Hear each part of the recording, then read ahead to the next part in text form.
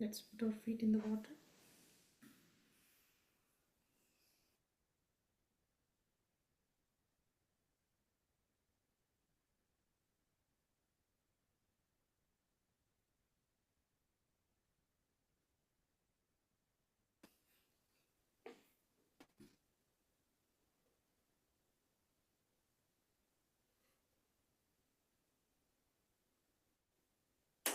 We will allow the Mother Earth, through the power of her gravity,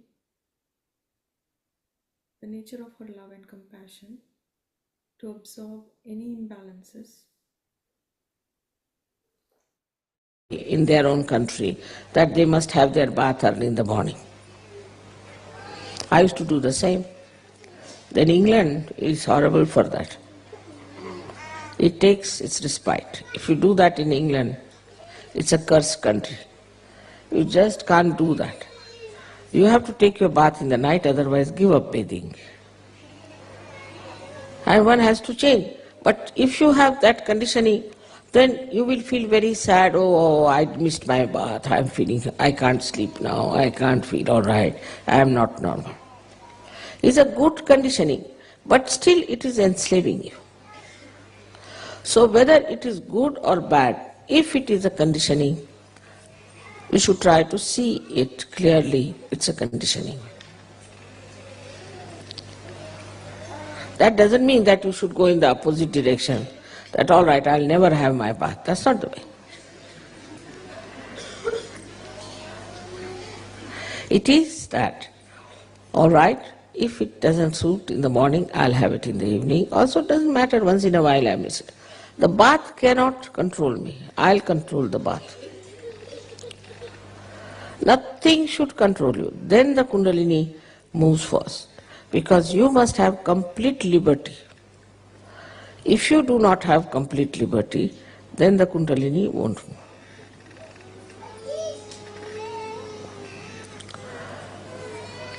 We have conditionings of our families, of our religion, of our country. These conditionings, as far as possible, is to be seen clearly that we have got it through our family. If you are born a Christian, you will always be more attached to Christ. Christ you have not seen, you don't know whether he existed or not, whether this Bible is true or not, but you will be more attached to Bible. Now, if you are a Hindu, you will be more attached to Gita or to Vedas or something. This creates imbalance, because we must have the same attitude towards all the religions, towards all the scriptures. That's the sign of a saint. So this conditioning has to go. In what country you are born is another conditioning which has to be fought out. Very important it is. I don't want to discuss the conditionings of different countries.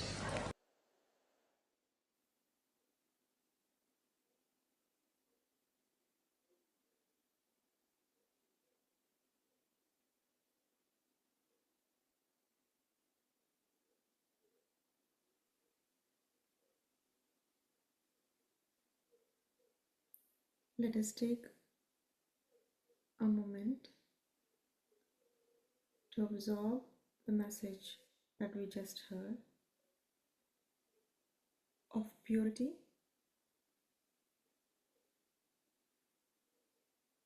of love, and compassion.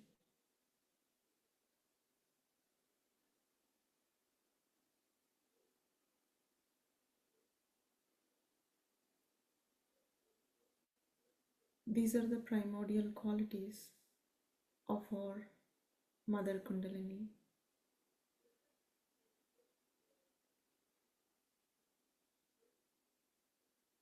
The one powerful statement that Sri Mataji has mentioned in this talk, that your Kundalini can only be nourished through the power of pure love and compassion. Whatever we may do, if it is not backed by pure love and compassion for others and ourselves,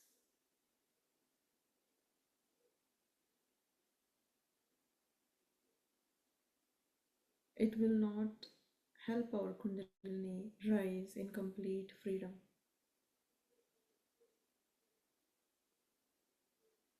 So the essence of our Mother Kundalini is nothing but love. She loves us unconditionally and is only pleased when we love others with the same purity.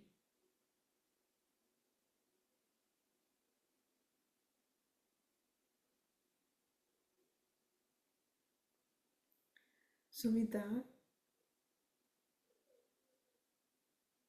as the basis of our Mother Kundalini, she has many facets of her nature that are so beautiful that we are blessed to see them manifest within ourselves and in others.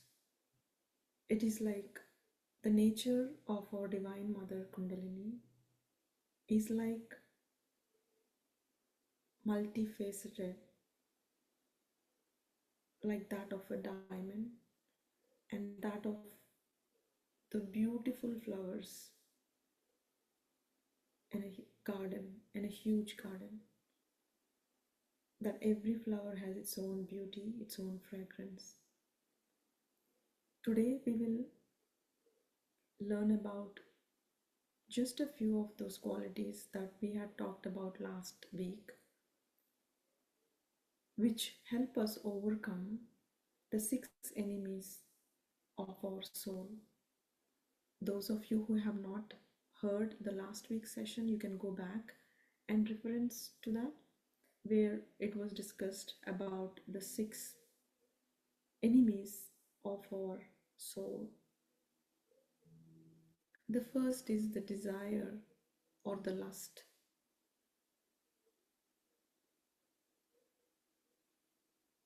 And the anger and temper is the second one. Greed, attention on materialism is the third. Attachment, the illusion of attachments, which Srimataji talked about, which can be a great hindrance to the working of our Kundalini, because we are not giving her the freedom through our own attachments. And envy and jealousy disconnects us from the whole. If we truly are grounded in the fact that we are part and parcel of the whole, that every part has to be better for the whole to be better, then there is no place for envy or jealousy.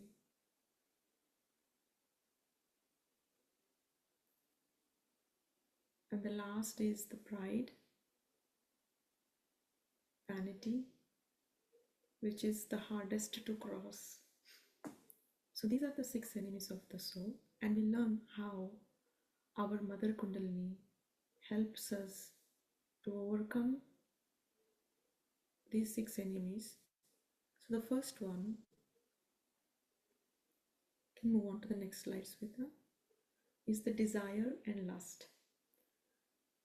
So the nature of our Mother Kundalini is that she is without any desires. She has only one desire, is to grant us the oneness, the yoga, and for her to be connected to our spirit.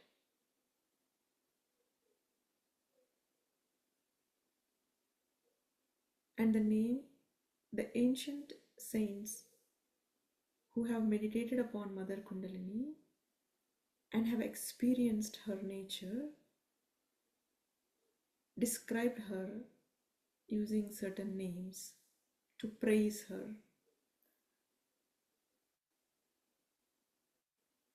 And the Sanskrit names they have used to praise that quality of the Kundalini emits vibrations just by reciting the name or saying it out loud. So I had the names here, but you don't have to focus on it as long as you know that the nature of Mother Kundalini is that she is without any desires. And the name for that is Nishkama. Kama is desire. Ni always is without. Because she is without desires, she has the power to destroy all desires against our spirit.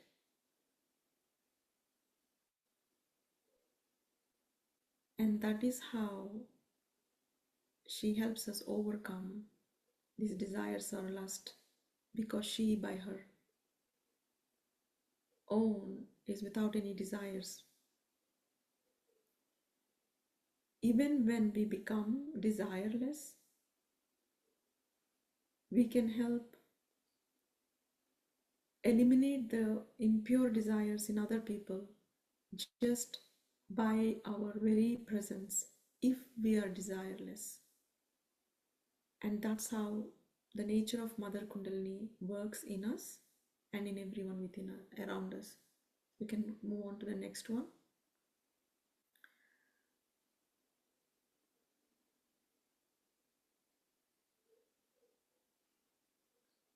Can move on to the next slide, Sweta.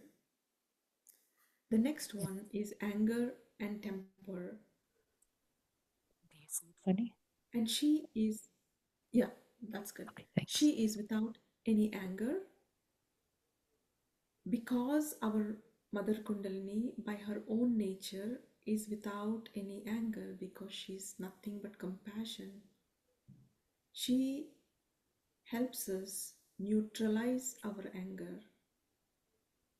And when we, in the same way, conquer the anger within us with the help of our Mother Kundalini, our very presence neutralizes the anger around everyone else. And that is how she manifests within us and around us. The next one is greed and materialism.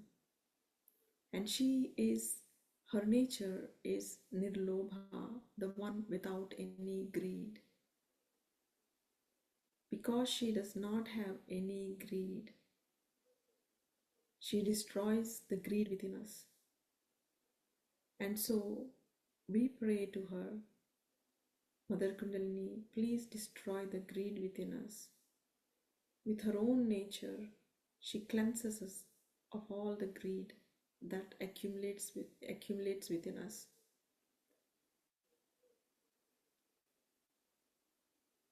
And the next one is attachment. As Srimataji has said, that the sap in a tree, its only goal is to look after the entire tree without any attachment to a leaf or a fruit or a flower. Similarly, our Mother Kundalini is without any attachments, and so she has the power to destroy the attachments within us. Once we conquer our own attachments, our very presence helps neutralize and disconnect the attachments of everyone around us. The next one, false pride, vanity, ego, the biggest block in our spiritual ascent. And she is the one without any ego because she's very innocent and pure, and so has the power to absorb, to suck in all the ego that has accumulated. And it's called as false ego because we don't do anything in reality, and that's why it's false pride. And she has the power to absorb that pride within us. So those are the qualities of our Mother Kundalini that we can meditate upon to overcome all the 6 enemies of our soul. So let us meditate to music, focusing on any one quality that you would surrender to your own Mother Kundalini, allowing her to work it out. So let's meditate for 2 minutes with music.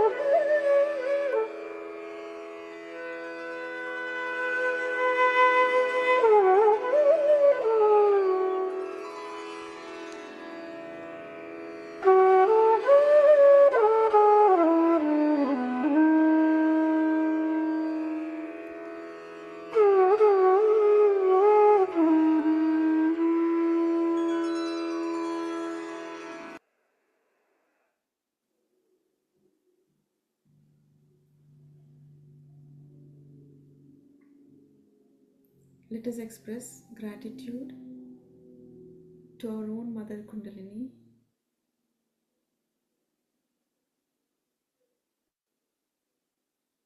for all the divine qualities that she is bestowing upon us,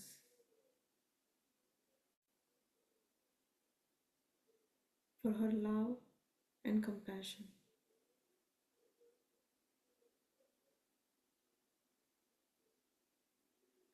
And to Shri Mataji, who has awakened all our Kundalinis out of her own compassion,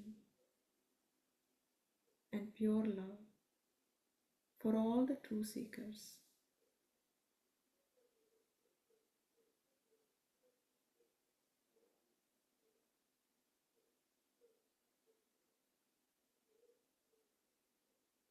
Let us offer this gratitude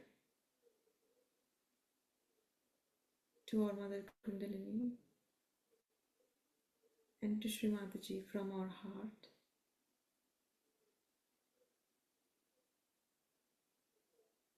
And pray for this peace and this oneness to be sustained throughout the day, throughout the week,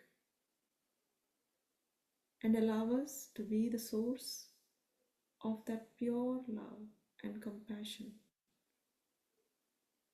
to everyone around us.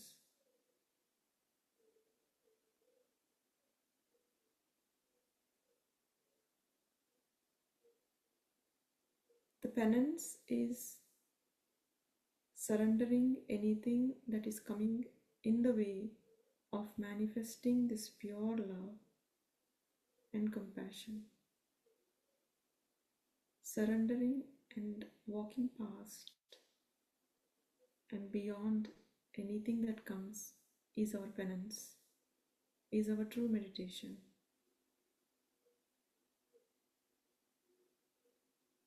With that desire, let us raise our Kundalini and give ourselves a bandhan.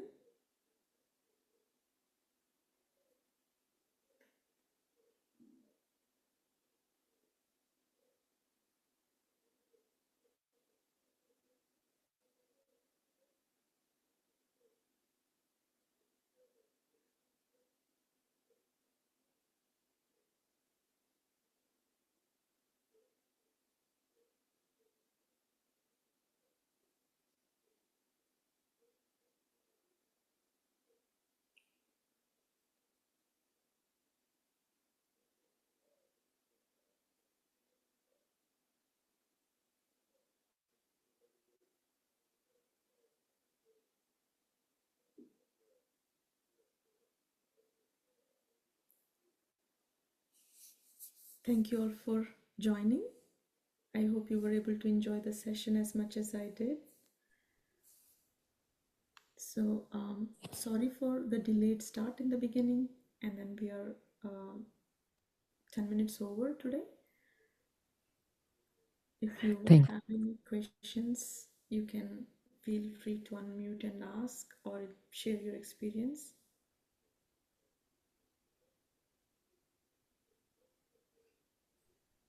Thank you very much.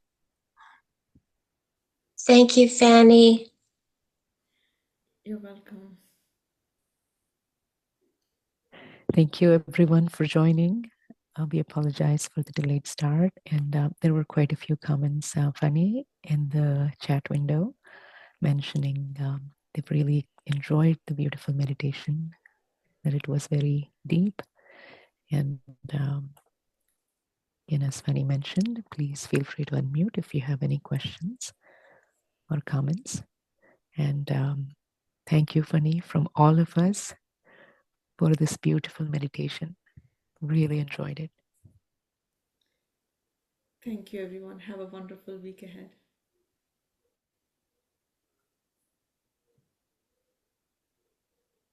Andrew and Diana, thank you for your comments.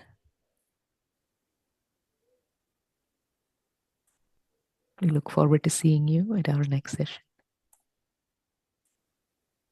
And enjoy the meditations every day in between. Thanks, everyone.